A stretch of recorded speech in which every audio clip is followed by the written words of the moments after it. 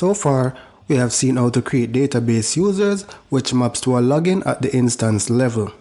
It is also possible to create a database user which does not map to a server principal. However, this is only possible for contained databases. So let's take a look at how you create a contained user and how you can connect to your database when you are using a contained user. So in this lecture, we'll be using the DemoDB tool, which is a contained database. To expand the database, right-click on Users, select New User, and then for the user type, you're going to specify SQL user with password. So here you would have the option to specify the username as well as the password. Unlike previously, you didn't have the option to specify a password. So if we switch this back to SQL Server with login, then we would have to map it to a login that is already on the instance. So let's switch it back to SQL user with password. So let's specify a username and password.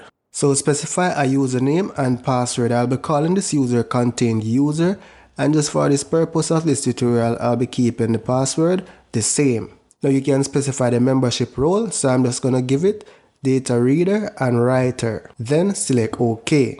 Now whenever you're connecting to the contained database, you must specify the database name in the connection parameter. So now let's connect as the contained user. So select connect, database engine, change the authentication mode to SQL Server authentication, specify your username and password.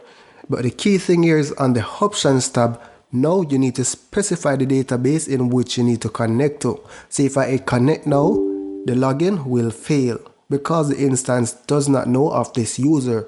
However, the database in which this user is created will authenticate the user. So it's DemoDB2, and I am now able to log in successfully to the database. Contained users makes it easier to lift and shift your database, and you won't have any issues with orphaned users if you are using contained users. So this is my favorite user type to use when creating a database in SQL Server.